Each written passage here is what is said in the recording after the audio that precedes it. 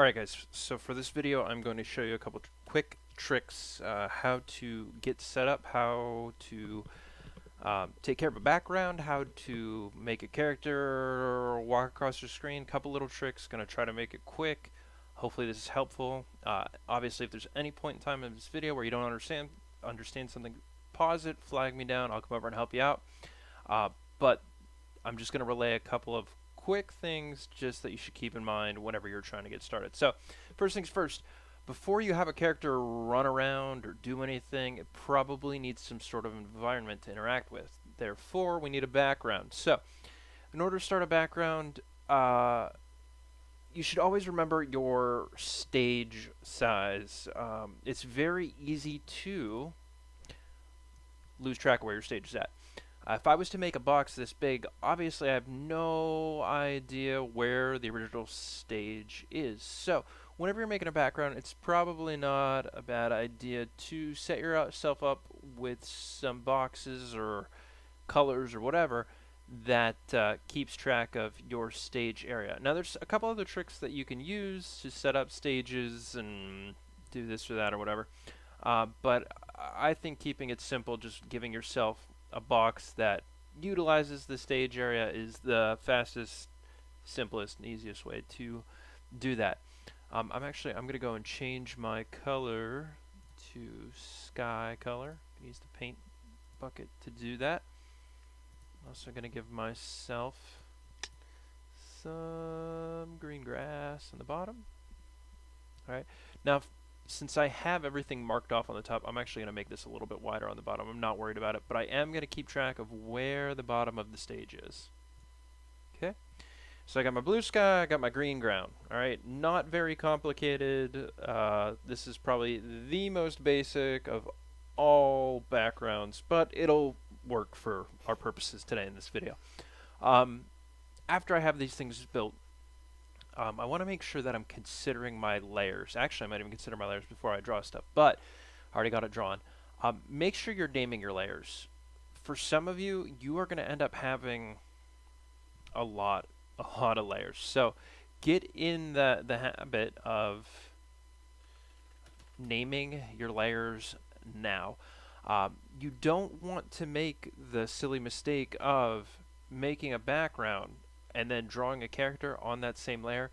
If you do something silly like that, so say I have this background right here, and I'm going to make my character and he's going to be made out of a box. Well, now I want to move my character across the screen. Uh-oh, I just cut a big section out of my background. So we don't want to do that. We want to build our characters and other objects, things that they're going to interact with on different layers. Alright, don't be afraid of layers, don't be afraid to add layers. To add layers, got this button down here, it says new layer. Alright, we click on that, we got a new layer. It automatically drops it up on the top. It's great. So I'm gonna make a character here. I'm gonna make this little Goomba looking guy. So I'm gonna find myself a red. Alright, and I'm gonna draw mushroom like guy. Alright, I drew the outline first. I'm going to fill it in with color. Going to go back in. Going to give him some eyes. Okay, he's probably not really going to look like a Goomba, so I apologize to those of you that got excited about that. Alright. So he's going to look like a crazy thing. Let's see, I'm actually going to redo that one. Ooh, too much. Alright. So that's gonna be his body here. I am on a new background, or I'm on a new layer. I'm on a different layer than the background. I've got this character guy here. I'm actually going to select all of his pieces, and I am going to make just the body of the character a movie clip. I am going to go and add limbs to this character, but to start with, I just want to make his body a movie clip, and you'll see why later. Let's see. Alright, it's movie clip. I named it. It's body. Gonna hit OK. If I go and check my library over here, I've got movie clip, This is the movie clip icon. It looks like a gear. Body, I got this crazy mushroom cap looking face guy thing here. Alright, now that's a movie clip. I can move it around. It doesn't mess anything up, down, whatever. Doesn't matter. Alright, on this same layer though, I'm gonna draw some limbs. Now you could, if you wanted to, you could make a new layer and have a layer that is your character, which I'm going to name that actually. You could have a layer that is your character, or you could have a layer that's body, a layer that's arms, a layer that's legs. That would also work out fine, but for me, for right now, I'm going to keep everything on the same layer. Alright, so I'm going to draw little Goomba legs on this guy. Alright, they're going to be just kind of like lumpy, bubble, nubby leg things. Alright, and as you can see, I drew it and it went into the background. Whatever a movie clip, or whatever is movie clipped, it will tend to stay in the front. Might not always work that way, so don't count on it, but it does save me a step of having to go back in. Alright, and I'm going to give this guy weird little feet, shoe things. Alright, so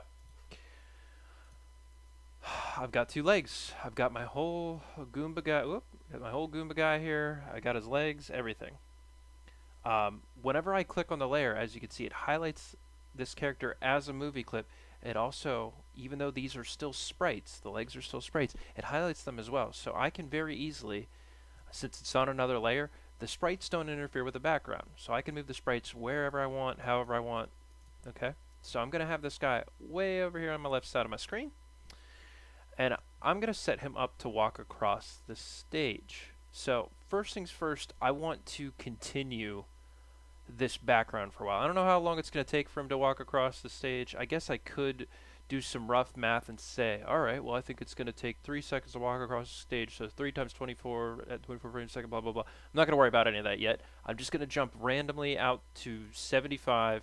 I'm going to insert a keyframe, and what that will do is continue my background for a good long time, so I don't have to worry about where he's going or him, my little guy, floating off into nothingness. I know that he is there and he's going to be there for a while. What I am going to do with my character is I'm actually working at either frame by frame or every other frame is a good, I guess, frame pace for a walking frame. So I'm going to insert a keyframe 1 frame over. And then in this keyframe, all I'm going to do is I'm going to move this guy over a teeny tiny bit. If you want to turn on onion skin so you can see your previous character, that's fine. I'm also going to move his legs. So I'm going to, with my selection tool, I'm going to click in the background so he deselects, but I am still, if you look down on my layers, you can see I'm on the character layer. I'm going to select his legs, or one of his legs separately. I'm going to use free transform, third tool down on the right, and you can see it gives me these anchor points. Now we're familiar with anchor points, but we haven't really talked much or used this dot here in the middle. We're going to use that. What this dot represents is a point of rotation. So what that means is, see the icon with the curvy arrow next to my pointer? That's telling me that I can rotate this shape. So you can see I'm rotating the shape, but it is pivoting right around the middle. For our purposes, it would actually be better for it to pivot at what might be a hip or what might be a shoulder or something like that. So I can actually click on this white dot, I can move it, and I'm going to put the white dot somewhere on top of my actual character. Now if I go to rotate it, you can see it still rotates around that white dot. So that's great. It's like we have a hinge here on this character. So I'm going to rotate this foot. I'm going to look at the onion skin here in the background. I can see where we have this other foot. And I'm actually going to try to match his foot up closely to where that previous foot was. I am then going to go, I'm going to select my other leg and foot. Come on. There we go. I am also going to move my point of rotation so it's at least on top of the other object. And rather than match up the foot on this one, I'm going to have him take a step away. Alright. Now I'm going to go down. I'm going to insert a keyframe 2 more frames over. Like I said, going every 2 frames isn't really a bad way to get started. Alright, my onion skin is on. I'm going to jump ahead again. I'm going to try to match how far I went in compared to the previous keyframe. So I'm going to pull my onion skin back. I'm going to try to match the distance from here to here to here to here. So I think this guy could go over just a teeny tiny bit more. I don't know that I want him to go up or down or anything like that yet, but I'm trying to match his distance here. Alright, so I've got my first keyframe where his legs are a little bit together, a little bit further apart. So for this third keyframe, I want to move his legs again. So again, I'm going to click off of him. I'm going to reselect the parts of his leg. Oop, don't want to, just one leg at a time. I'm going to move the point of rotation. Alright, just on the edge of the red. Going to kick his foot out again. Same thing on the other side, but opposite. Move the point of rotation. Alright, kick his leg out again. And I'm going to go back to my timeline now. Jump again. Now, whenever we talk about walk cycles, this isn't a legitimate walk cycle. This is a very fake, shortcut, cheapo version of a walk cycle. But one of the things that we are going to keep like a walk cycle, a true walk cycle, if you go online and you search what is a walk cycle, you'll get this, is most walk cycles are a 4-step process, maybe a 5-step process. So we're going to try to create 4 keyframes, 4 different frames for how far we take a step. So I've got one, him standing.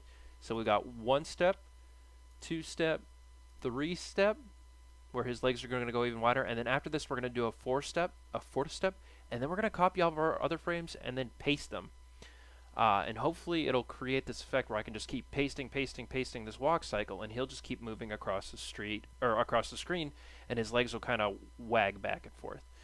So, again, I'm going to break this down, select the legs, move the point of rotation, move this over another step, same thing on the other side. So obviously, if you're watching this, and this seems like a tedious process, this is why I told you to make sure that your characters stayed simple. Alright, and we're going to do one more step here.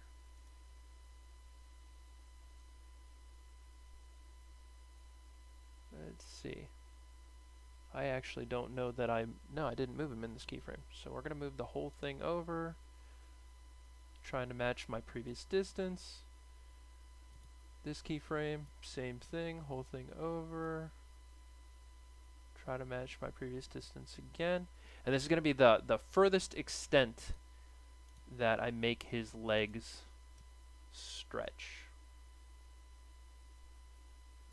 Okay, so this is going to be maximum stride for our little mushroom guy here. Alright. So, maximum stride. Alright, so if he was running, this is as high as his legs would, I guess, leave the ground. Okay, so we should be able to kind of see him taking a step. At his foot, it's like he steps out with his front foot, but his back foot hasn't quite left the ground yet. So we are going to now repeat this in the opposite direction. This is where things start to go off the rails and have the potential to get a little confusing. But basically, all we want to do is repeat the next 4 keyframes, or 3 keyframes, in the opposite order that we just did. So, for this keyframe, alright, again, this is our maximum stride. I want to go back, and I'm actually going to copy the 2 frames ahead of it. So, in order to copy 2 frames, click on the keyframe, hold down Shift, get this other frame next to it. I'm going to right click, copy frames. I'm going to go to, I'm giving myself an extra keyframe for this stride. So I'm going 2 after that, and I'm going to paste frames, and it's going to insert that frame in between, and his stride is also going to go down. Now what I do need to adjust for this frame is I need to move him over. Alright, so that's one thing that we are going to have to keep track of. Hopefully whenever we start copying pasting things, We're not going to have to keep track of his leg strides. We're just going to have to keep track of his position on screen. All right? So, again, this right here at 8, this is our apex. This is the top of our stride. This keyframe and this keyframe, his stride should be identical. So we're going to go back to this frame, and I'm going to copy both these frames as well. Where is it? Copy frames. And I'm going to paste frames. Alright, I'm going to go, so this one now should match this one. Alright, I think that's, whoop, maybe not. It's easier to turn the onion skin off, I think, to match these frames at this point. Alright, so yep, those frames are in the same spot. So I'm going to turn the onion skin back on because I got to move him over.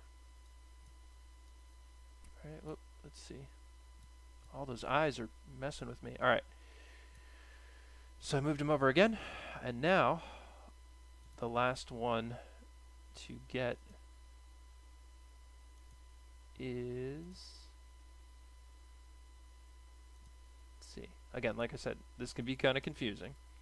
Alright, I'm going to grab these ones. Going to paste those in. Turn the onion skin back on. I gotta move them all the way over. And now I'm gonna get the first ones.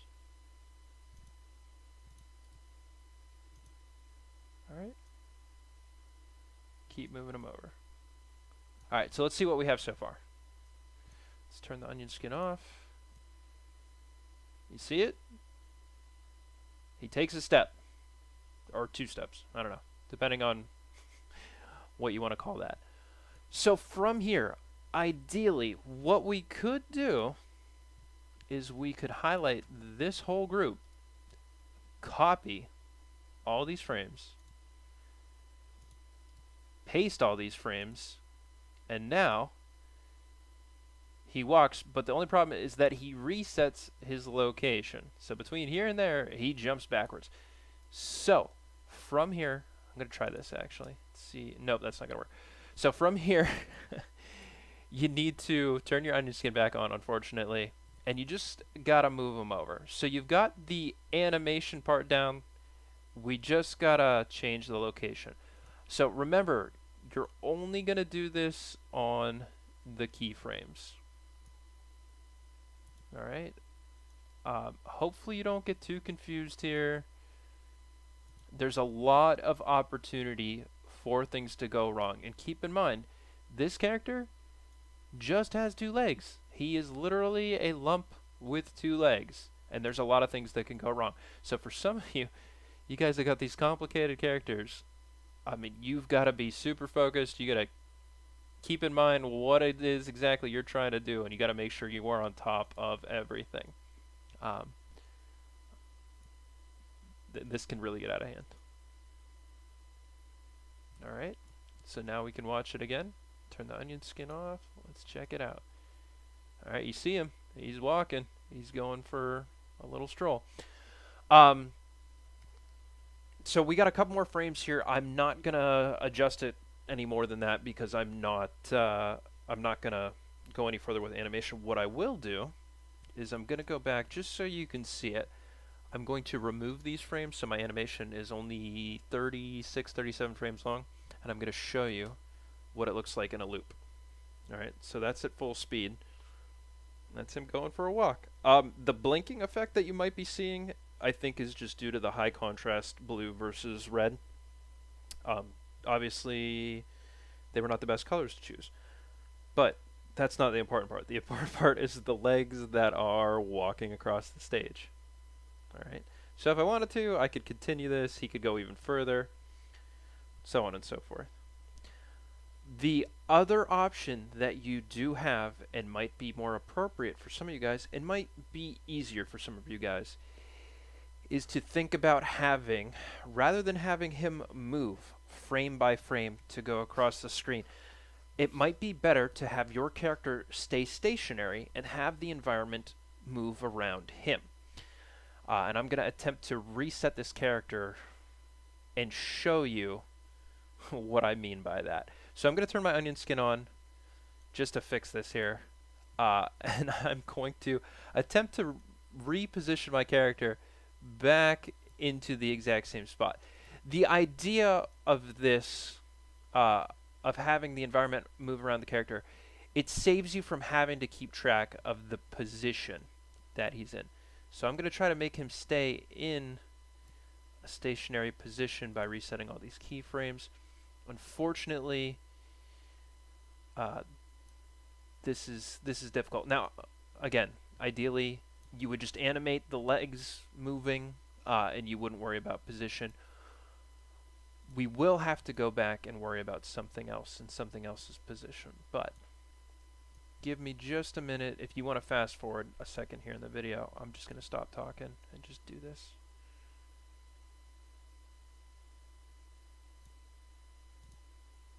He is probably going to look a little bit jittery and shaky, but it's okay.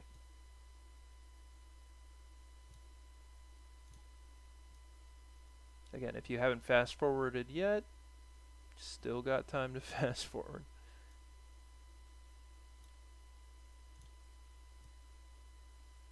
Alright. Very tedious work.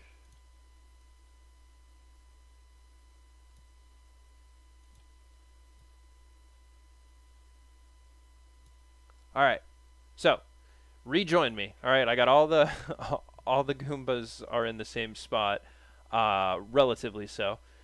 You can see on the onion skin, it's a little crazy looking. But the idea for this is, now if I play this animation, turn the onion skin off, and I play this, you can see he just kind of stays in the same spot and his legs move.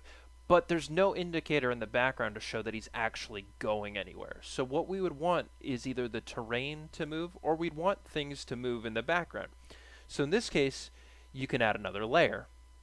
And what I'm going to do on this layer is I'm going to draw a couple of trees over here off screen, very simply, and they're actually going to be in front of them. So there's going to be a tree that passes right in front of our character.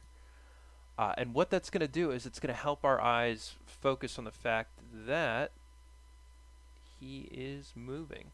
All right, I'm not going to bother with the greens at the top. I'm just drawing some roots so you understand that it's a tree. All right, I'm going to draw some bark. Okay.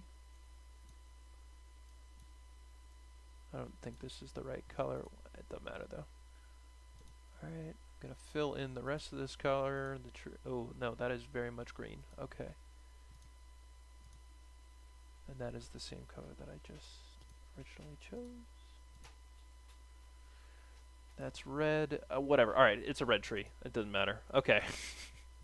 What I'm going to do with this, if I wanted to, I could movie clip it. It's not going to hurt it one way or another. It's going to be the only thing on this layer, but whatever. Maybe I want to come back and use a tree later. All I'm going to do with this one is on the tree layer, again, I'm going to name it tree.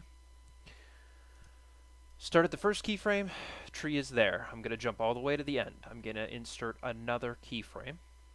And then in this keyframe, I'm going to move my tree off the screen on the other side.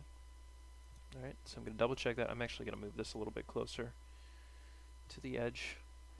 And then all I'm going to do here is do a classic tween. So as we slide across, this tree moves in front of the character. Alright, that's it. Now my Goomba is walking through the dang forest. Alright, and you can see him here on loop. He's just going to keep walking past that tree. Okay, over and over again. So you could potentially, you don't have to necessarily do it on a layer in front of the Goomba. Actually, I can stop this. I can duplicate this. I should be able to duplicate this layer. I'm going to call this tree back. I'm going to switch the location of the tree to be behind the character. And I'm going to go to this keyframe. I'm going to adjust the tree's location. Okay.